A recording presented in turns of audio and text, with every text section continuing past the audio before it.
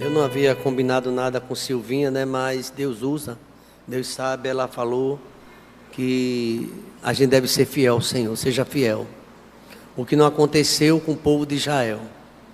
E eu estava lendo, né, durante essa semana, uma versão da Bíblia em Max Lucado, e achei interessante uma abordagem que ele faz sobre essa história do povo de Israel, né, a infidelidade do povo de Israel, a inconstância, não é? Israel, um povo em rebeldia, deveria ser um povo em obediência, um povo de Deus, é um povo que viu os favores de Deus, é um povo que conhecia a misericórdia de Deus, é um povo que foi liberto da escravidão por Deus, é um povo que viu o mar vermelho se abrindo, é um povo que viu o maná caindo do céu, é um povo que viu os milagres acontecendo, água saindo da rocha, Deus falando fortemente com eles, viu vidas sendo ressuscitadas, viu a terra se abrindo, engolindo pessoas por causa da rebeldia, não é? Viu tudo isso e às vezes permanecia infiéis ao Senhor. E eu estava observando o livro de Juízes sobre essa ótica, e esse servo de Deus, Max Lucado, ele fala sobre este livro, e ele faz um esboço que eu achei interessante, diferente de outras Bíblias que nós lemos. E eu quero apresentar aos irmãos um versículo que ele também considera um versículo chave, né? No capítulo 21, versículo 25, eu já li bem no começo do culto, quando diz que naqueles dias não havia rei em Israel, porém cada um fazia o que parecia reto aos seus olhos. Não tinha rei, os juízes que foram levantados por Deus, também o povo obedecia por um período, mas logo se esquecia dos favores de Deus. Você quer inclinar sua cabeça e fechar seus olhos? Deixa eu pedir a direção do Pai. Eu preparei, fiz até um esboço, mas sempre eu peço que Deus me dirija, para que seja feita a vontade dele. As palavras que serão pronunciadas dos meus lábios, quero que Deus ele intervenha e que fale com você. Quero que você saia daqui não com a palavra do pastor Samuel, não, porque logo você não sai dessa porta e esqueceria tudo, mas o que o Espírito Santo quer falar no meu coração nessa noite, em nome de Jesus, ó Pai. Não queremos, ó Deus, fazer como Israel do passado, ó Deus, que fazia o que parecia bem aos seus olhos, porque a tua palavra nos diz, o profeta Isaías, que os nossos pensamentos não são os teus, nem os nossos caminhos são os teus, ó Deus. O Senhor tem pensamento melhor, o Senhor tem caminhos melhores para nós, ó Deus. Mas muitas vezes há caminhos que parecem ser bons, são os nossos caminhos, e no final tropeçamos, porque não pedimos direção ao Senhor. Nesta noite, ó Pai, tem aqui teus filhos, ó Pai, teu povo. Israel significa povo de Deus. Nos ajuda, Deus, a não tropeçarmos na palavra, Deus. A não tropeçarmos, ó Deus, sendo servos desobedientes e rebeldes, ó Deus. Dizendo não ao Senhor. Reconhecendo, ó Pai, ou ignorando a tua presença, ó Deus. Ignorando a tua palavra, ó Deus. Não ouvindo mais, ó Deus, o que a tua palavra diz. Como aconteceu com Israel. Tiveram excelentes instrutores, como Moisés, como Josué, que nós admiramos, e como juízes que se levantaram também, ó Deus, que o Senhor levantou. Mesmo assim, de madrugada, o povo já pecava. De madrugada, o povo já adorava aos deuses, aos balins, aos asterotes, a Baal. E isso trazia tristeza ao teu coração, Pai. Aí vinha o declínio espiritual, vinha a queda. Nos ajuda, ó Deus, nesses minutos que faltam para a conclusão do culto, entender, ó Deus, que a tua vontade é melhor para nossas vidas, ó Pai. Que a tua vontade é boa, é perfeita, é agradável, e nos dá vitória, Pai, aqui, e vivemos eternamente contigo, ó Pai. Tira do nosso meio a rebeldia, tira do nosso meio, Deus, a ignorância, Pai. Ó Deus, muitas vezes, ó Deus, o pecado, que é voluntário, que sabemos muitas vezes que está errado, mesmo assim insistimos, ó Deus, no erro. Tenha misericórdia dessa geração, assim como o Senhor usou de misericórdia no passado, e nos ajuda, Deus, a sermos obedientes, no nome de Jesus, amém. Max Lucado é a Bíblia que eu estou lendo hoje, né? Uma Bíblia de estudo devocional. Achei muito interessante os comentários dele sobre este livro. Ele faz uma apreciação um pouco diferente de outros autores, mas que também o cunho, o foco e o final é o mesmo. Veja que a nação de Israel, como foi que ela nasceu? Você sabe como nasceu Israel, essa nação? E ele faz esse comentário, né? Ele nascera da paixão pela liberdade religiosa eles queriam libertação. Eles estavam no Egito presos durante 430 anos. Eles estavam oprimidos pelos faraós, oprimidos pelo diabo. Tinham os deuses do Egito.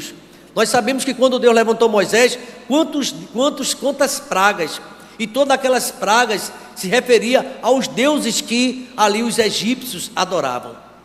Israel, de alguma forma, não tinha liberdade religiosa. Ele esperava em Deus, ele esperava um profeta, ele esperava a libertação, mas viu gerações e gerações indo embora, sem a promessa se cumprida na sua vida. Até que começa o aparecimento de Moisés, bem conhecida essa história. E Moisés foi um homem levantado por Deus, que ele nem sabia. Deus poupou Moisés, ali quando ainda bebê, quando criança, de ser morto pelo faraó. A gente sabe da história. E aquele menino cresceu num palácio, para ser era um príncipe, e seria um faraó. Mas Moisés, com a idade de 40 anos, descobriu as suas origens. Descobriu que Deus tinha um plano na vida dele. Quantos aqui descobriram que Deus tem um plano na sua vida? Descobriu? Então Moisés descobriu. E quando ele soube do plano de Deus, ele não achou mais o mundo egípcio interessante. Ele rejeitou ser chamado filho da filha de Faraó. Ele não quis mais a riqueza do mundo. Para ele não tornou-se nada. E saiu errante. Ele foi ao deserto e ali teve um encontro com Deus. E Moisés passou mais 40 anos se preparando, no sopé da montanha, em oração, estudando, ouvindo Deus, porque Deus agora tinha algo diferente para a vida de Moisés. 40 anos pensando lá no Egito, só quando o Egito da carne, e depois de liberto, 40 anos lá em Midian, lá com Jetro, ensinando, ouvindo a palavra de Deus, lá na montanha, ouvindo a voz de Deus. Irmãos, isso faz uma grande diferença. Quando a gente passa a ter uma experiência por Deus. Moisés passou pelas melhores universidades do Egito. Ele era um príncipe, ele aprendeu de tudo. Ele era um cientista, ele é um escritor do Pentateuco, ele é alguém muito sábio. Mas ele disse, quando ele teve um encontro com Deus, ele deixou tudo, rejeitou tudo, porque agora ele tinha um alvo maior. O alvo dele agora era agradar a Deus. E Moisés também é considerado na categoria de um juiz. É chamado de um juiz porque ele legislou. Todo o código jurídico de Israel foi colocado por Moisés na orientação de Deus. Então, em seguida ele preparou, ele discipulou um homem chamado Josué, que também foi um grande herói de guerra. E Josué estava agora com a missão, depois que Deus usou Moisés, saiu do Egito, agora Josué tem que dar continuidade. Preste atenção à importância de um líder. E Josué tem que dar continuidade agora a tudo que Moisés fez. E Moisés morreu e ele agora continua. E Josué lutou tanto, irmãos, até a sua morte. Ele trabalhando, na hora da sua morte, ele já velho, 110 anos, ele chama o povo e faz um pacto com o povo. O capítulo 24 até repetitivo muitas vezes, porque Josué diz direto: gente, não adora esses deuses, vai dar tudo errado. Mesmo depois de vocês provarem a liberdade, mesmo depois de vocês provarem a bênção, a gente já está introduzido nessa terra que manda leite e mel. Vocês já estão aqui, mas se vocês abusar, se vocês começarem a seguir o caminho do resto desse povo que ficou entre nós e começar a se desviar do Senhor, vai dar tudo errado. Por favor, veja em Juízes aí, Josué aparecer novamente em Juízes. Já está morto, mas aparece agora o ensinamento dele. Vejamos, no capítulo de número Juízes, vamos ver, no capítulo de número 2, vamos ver no capítulo 2, o versículo de número 7 em diante. Vamos ver o 6 e o 7, vamos ver o 6 e o 7, olha o que é que diz: e havendo quem? Despedido o povo, foram-se os filhos de Israel para onde? Cada um a sua idade, para possuir a terra. As 12 tribos agora, ó.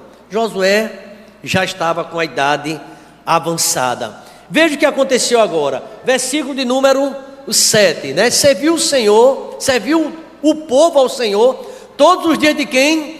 De Josué, e todos os dias dos anciãos, que prolongaram os seus dias depois de Josué, e viram toda aquela grande obra do Senhor, a qual ele fizera em Israel.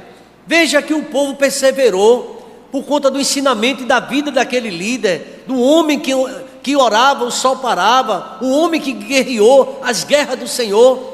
E os anciãos, o pessoal estava respeitando. Mas vai acontecer algo agora, irmãos, e começa o livro de Juízes. Tinha que ter essa ligação para a gente entender. Veja o verso 8. A igreja pode ler para mim, por favor?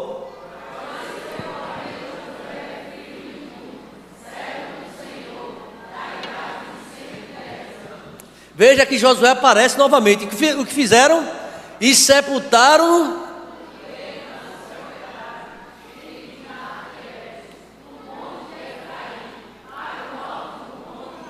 Sepultaram Josué. O que foi que aconteceu?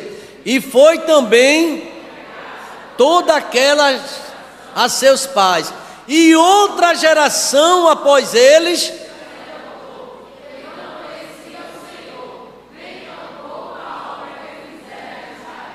começa toda a história aí. Levantou-se outra geração. Max Lucado disse que pelo menos nos primeiros 100 anos começou o declínio. 100 anos para o povo esquecer tudo que Deus fez. 200 anos era outra geração, piorou. E aos 300 anos, caos completo. Porque o povo esqueceu de todos os ensinamentos. Houve falha na transmissão do ensinamento, porque vocês sabem que no livro de Deuteronômio, Josué, Moisés falava direto que é para ensinar os filhos as coisas, filhos. Não é para ensinar os filhos, por exemplo, nessa época que passamos, a soltar bomba, a brincar disso, fazer fogueira. Não, ensinando os filhos isso, está ensinando as coisas dos pagãos, do mundo pagão.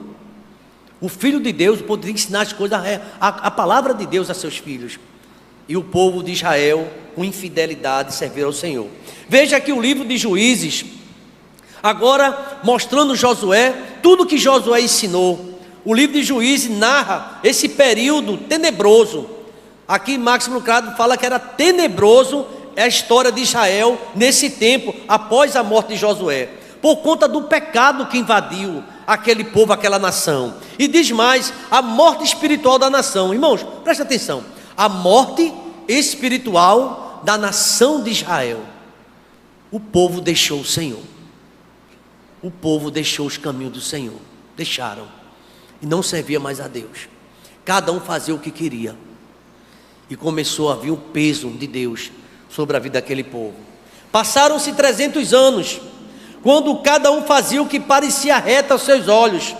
O autor aqui do livro de Juízes diz que foi um caos. No capítulo 17 ao capítulo 21 desse livro.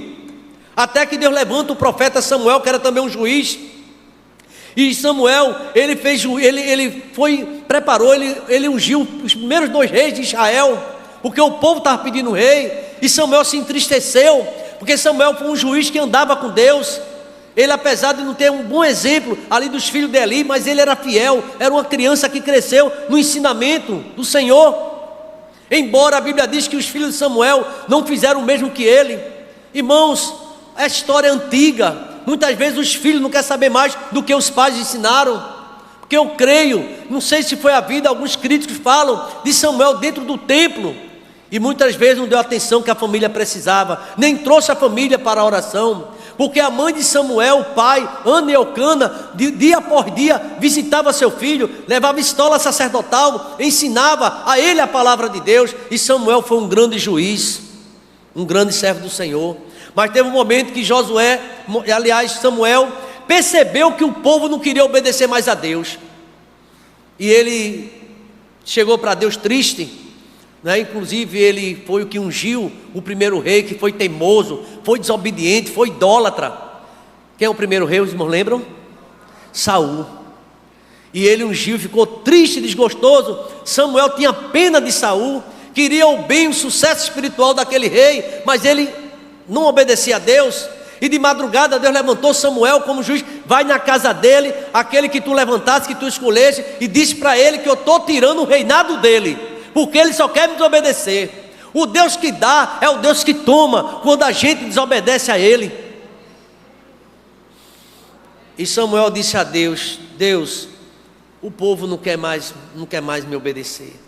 Aí Deus disse a Samuel, o povo não está te rejeitando não, na verdade eles rejeitam a mim. O problema não é o profeta, quem está aqui na frente pregando, é que o povo está distante de Deus. E quando estão distante de Deus, se aborrece com qualquer coisa. Qualquer coisa parece que é mensagem de carapuça, porque está numa vida em pecado. E a família também está distante de Deus. E Deus disse a Samuel: na verdade, esse povo está distante de mim. Então, irmãos, o primeiro juiz aliás, o último juiz, porque teve também o Eli, o sacerdote, que julgou também Israel.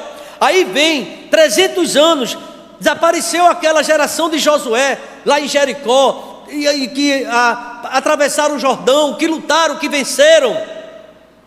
E aqui, irmãos, o autor diz que não é uma história bonita. Quem quiser uma história bonita, não leia Juízes.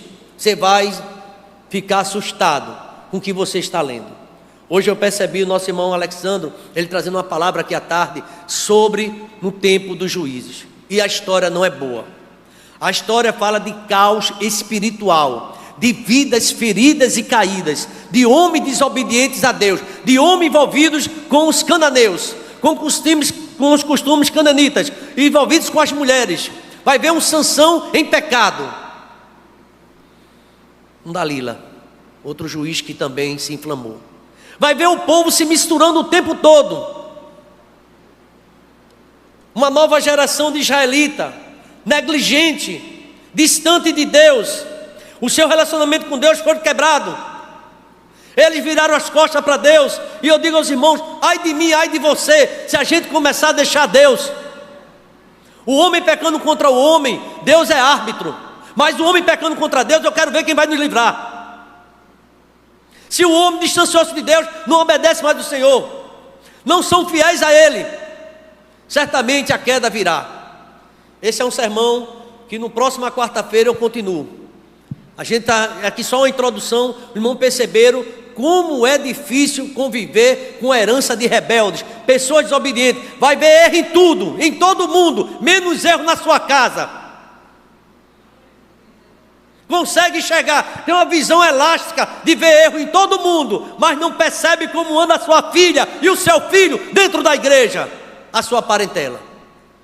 E o povo de Israel começou a distanciar-se de Deus. Falhar em ensinar os nossos filhos a amar e obedecer a Deus traz tragédia sobre eles. Deus mandou tanto ensinar um menino sentado na mesa, andando no caminho. Lembra disso? Moisés falava, mas não ensinaram. Sabe o que é que você vê? Você pode até ver seu filho bem intelectualmente, você parabéns. Pode ver até ele prosperando, mas eu sei que a maior prosperidade que você pode ver no seu filho é a espiritual. Se engana, minha filha é isso, é doutora, meu filho é doutor, pode ser o que for, se não tiver com Jesus não é nada. Se não for para a glória de Deus, essa profissão dele ou dela está no caminho errado. Então o povo, a geração distante, você já pensou no que vai deixar quando morrer para seu filho? Você aqui que está me ouvindo, não estou falando de casa, de prédio não, de terreno não. A herança, o legado espiritual, o que é que você vai deixar para eles? Eu fui para um culto e pregava, quando a irmã dizia assim, eu me lembro do meu pai de joelhos na minha casa. Eu bebia, eu fumava, me prostituía, fazia tudo errado. Mas eu via meu pai de joelho durante a madrugada da minha casa.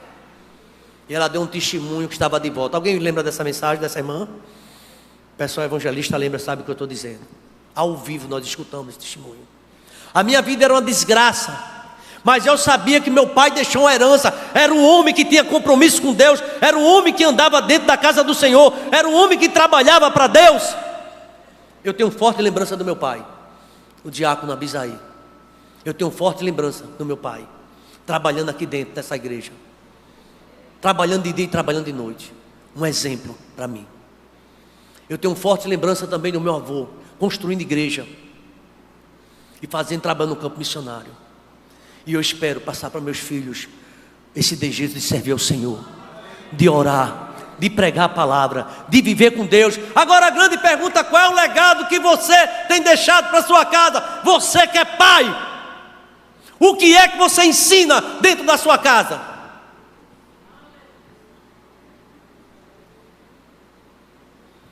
A história não é bonita, nem pretendia ser.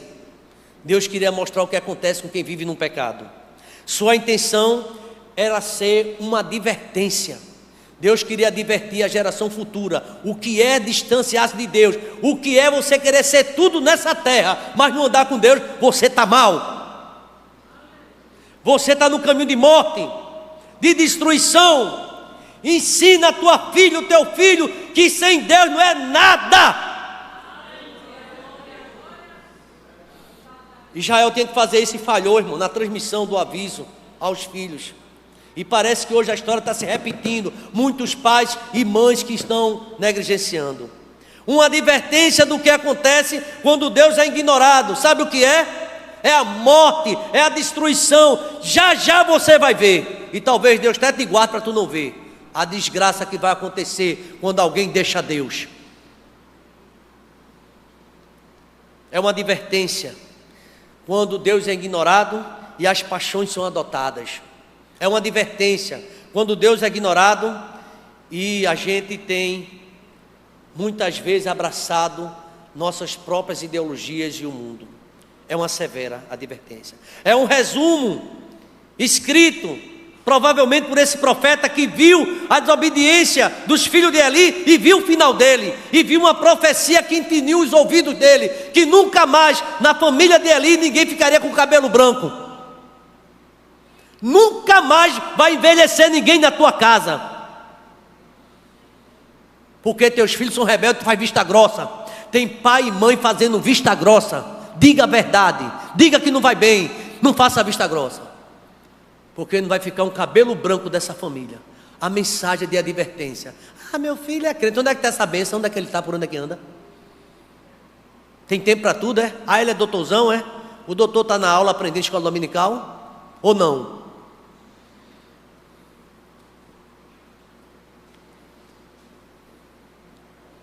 Israel, sempre desobediência, caiu. Esse é o assunto da próxima quarta-feira. A queda de Israel, a rebeldia de Israel. Israel continuou a cair e a desobedecer a Deus. Próxima quarta-feira talvez a gente vai cantar menos e eu vou aprofundar mais nesse texto para ver se consigo terminar. Tenha certeza que Deus quer mudar o rumo da tua casa. Você, sabendo da verdade, é infiel a Deus, sabendo que deve buscar, mas ignora a Deus. Vamos ficar de pé, irmão. Chora, Israel. Babilônia não é o teu lugar, não.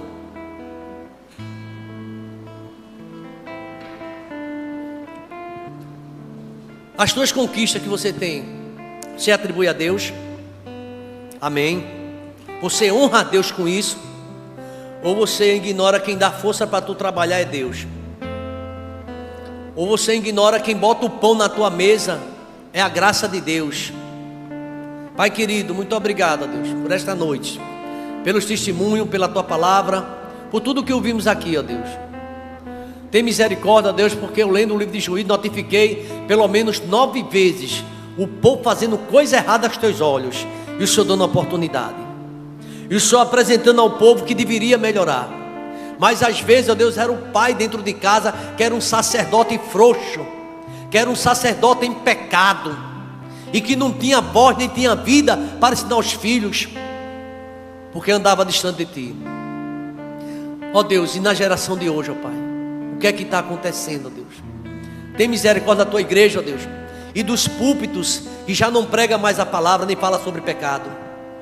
Tem misericórdia dos púlpitos que já não anuncia a transgressão do teu povo. É só festa, é só coisa boa que apresentar. No entanto, o povo no pecado, na desobediência.